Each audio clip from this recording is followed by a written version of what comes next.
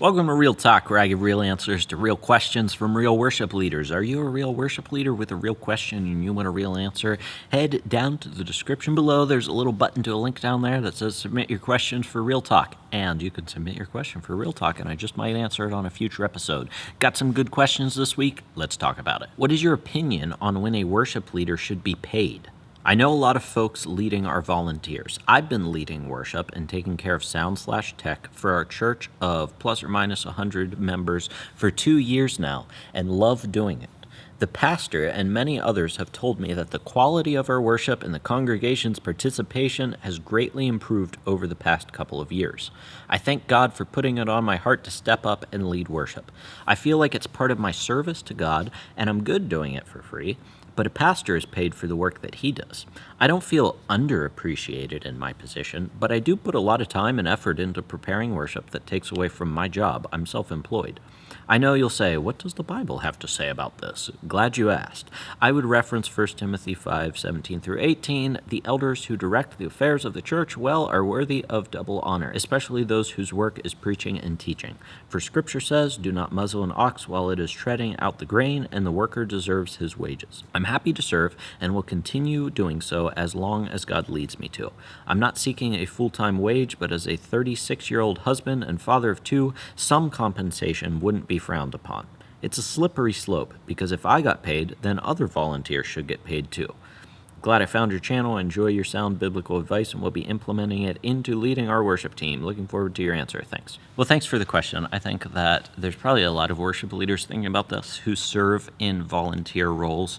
They're like, I see all of these other worship leaders getting paid to do what seems like the same thing that I do. Shouldn't I be paid too? And here's what I would say as somebody who's been on staff at 3 different churches over my 18 years. One of those was just like me in high school as a worship team coordinator. But I've done that. I've also been volunteered at a couple places as well. And here's what I've learned. And I like my friend Jimmy Cooper from Hey Worship Leader. I like his take on this. I'll try to find that video because I think he sort of answered this question before. But his take was like, think about what you need in life and what your church can provide, and then be reasonable in communicating those expectations to your church, and they should be reasonable in whether they can pay you or not. Because it's not a bad conversation to say everything that you just said to me to a leader in your church, a pastor. It's not bad to ask for that. It's also not bad to not ask for that.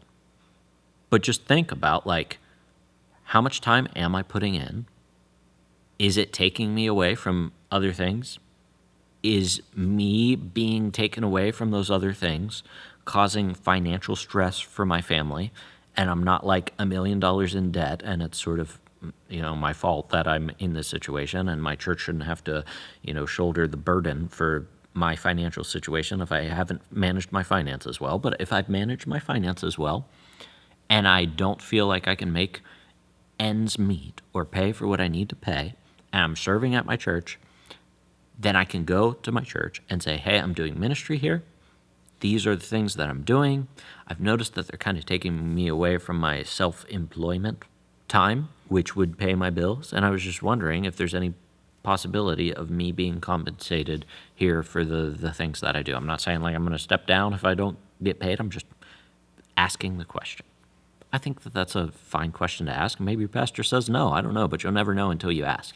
Because I'll share a similar conversation that I had whenever I graduated from college in 2015, almost 10 years ago now. Wow. When I graduated from Liberty Online in 2015, I was already serving at this church that I was at in a volunteer capacity. And I walked into my pastor's office in the last semester of my time at Liberty. And I said, hey, I'm going to be graduating here. I'm going to be looking for a worship leading position. I would love if that position could be here because I love this church and I want to serve here. And so I was just wondering if that's a possibility. And he said, let me run the numbers. And then he said, I think we can make that work. We want you to be here. And then I served in a part-time capacity. The church grew a little bit. And then I was on full-time staff for several years. And so do you see how it's like organic like that? It's like starts by identifying your needs. What do you need? What does your family need financially? Are you able to make those ends meet with your self-employment and still serving at church? Or is church kind of taking you away from opportunities in that self-employment business that can be supplemented by the church? Because that's kind of what I'm doing right now. I'm self-employed through leading worship well, and then I have a part-time income from my church, and put together those make a full-time income. But the way that I've set it up like that is very intentional because I want to serve in a church, but I also want to serve you guys through leading worship well, and those two things can work in tandem, and just financially, it makes sense. And then boom, I'm able to do it. You know what I mean? Like, it's just like a symbiotic relationship. It just makes sense financially. I'm not trying to make $1 billion. I'm just trying to provide for myself, right? And we all need to be able to do that because you don't want to be a strain on the system or on your church. You need to find a way to provide for yourself. And maybe the church can help in that if you are doing ministry in the church, and they probably should help in that if you're doing ministry in the church. Now, the other side of that is I'm making enough in my business to take care of all of my needs. If that was the case, I don't know if I would feel the need to be paid by my church. I think there is sort of a case to be made, like whenever you're on paid staff, you kind of take it more seriously, and you're able to do things that maybe it's just a mindset thing, but you're able to do things that you wouldn't do if you were a volunteer. Like there's some higher level of accountability if you're paid versus if you're just volunteer. But if I was making, $250,000 a year through leading worship well, I don't know how I would feel about saying, you know what, but I also need what I make from my church as well, because I wouldn't actually need it. And I don't want to put a strain on my church just because, So my point is, it's kind of on a case-by-case basis. I think we view like the corporate world, and we see they have these set amounts, whereas what Jimmy talks about in his answer to this question, which I mentioned at the beginning of this video, is like, just do you have enough to provide for your family? Is your church taking care of your needs? Are you doing your part to supply for your needs as well, if you think that that's what you've been called to work bivocationally? Answer those questions, and I think you'll find your answer. And if the answer is, I do feel like it would be helpful to have some for my church. I'm not asking for $50,000, but some would be helpful for my family. Then talk to a leader or the pastor in your church and just bring the conversation up and see what happens. My team isn't very good. Lots of issues through maintaining constant tempo throughout a song, pitch issues with vocalists, no one listening to each other musically. They just get up, play what's on the chord sheet. There doesn't seem to be a desire to improve. What can I do? All right, a couple things you can do. First of all, this is what I always recommend. If you have a live stream, take a recording of your live stream at the next worship rehearsal you have. Before you run through songs, say, hey, we've never done this before. Let's just listen to what we sound like. Pull our live stream up.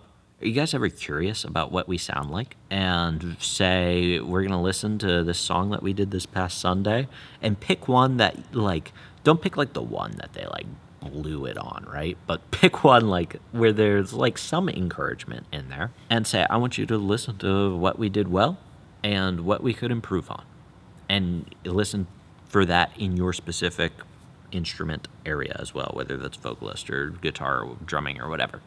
And then sit down and listen to the live stream. I can't tell you how powerful of an exercise this is. I still do this with my team sometime, occasionally. I don't do it that frequently, but when we first started playing together, we did it quite frequently.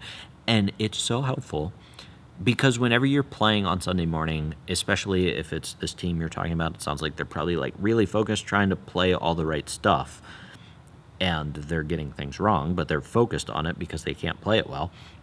And when you do that, you're not actually listening to what you sound like. You're just holding your breath, hoping you hit the right notes. But the live stream doesn't lie. So when they hear themselves, I guarantee that they will be like, that was not very good. If they're really as bad as you're making them sound, they will be like, that did not sound good. We're not very good. What can we do to improve? And then you can step in and be like, well, I think we should focus on this for this, the next couple weeks, I think we should focus on keeping a consistent tempo, and maybe you just work on that at your worship rehearsal. Or maybe the vocalists, like, let's get together outside of our worship rehearsal time and just have a vocalist training where we work on a few songs and try to improve that. I would say a large motivation for getting your team to want to improve is embarrassment. And I'm not saying you should purposefully embarrass them, but if I was a bad musician and I heard myself on the live stream and I didn't play well, I think it's just natural to be embarrassed of that, and you want to play better. You want to do it with excellence. So I'm not saying purposefully embarrass your team, but they will be embarrassed if they're really as bad as you say they are, and that embarrassment will lead them to wanting to improve. All right, maybe they just don't realize that they don't sound very good right now. But if I was a bad musician and I heard myself playing, I'd be like, ugh, I don't want to sound like that in front of people, so I'm going to put in the work to improve. And then you can offer solutions to help them improve. So that's the first thing. If they're receptive to that, even if they aren't, you still need to deal with the problem. I would schedule a separate worship team workshop day where maybe they come in on a Saturday morning and what'd you say, they struggle maintaining constant tempo, pitch issues with vocalists, no one listens to each other musically. Pick like one of those things and say, on Saturday morning, we're going to come in and we're going to spend an hour and a half, 2 hours, maybe do like a little devotional training time, but you spend a lot of time focusing on the musical side of leading worship. And you go through several exercises. And like I said before, maybe it's just for the vocalists on your team, or maybe it's just the rhythm section. And you guys are like, okay, we're going to run through these songs, pick like the 4 songs that you know the best, and say, I know we know these songs already, but let's focus on listening to each other as we play, or let's focus on playing to a consistent tempo.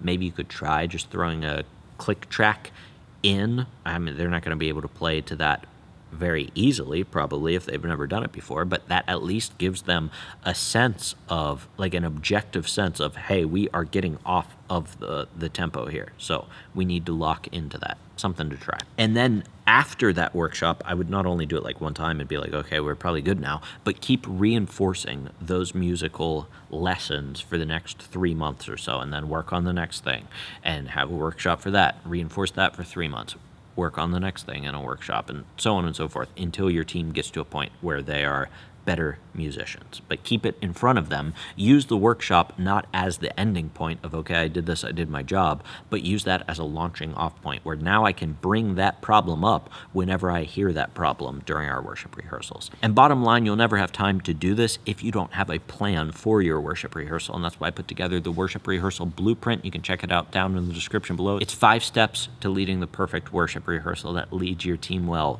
spiritually, so they grow closer to God, relationally, so that they grow closer to each other, but also musically, so that they grow in their musicianship. So check that out down in the description below. Other than that, thanks so much for joining me. Till I see you in the next video, keep leading worship well.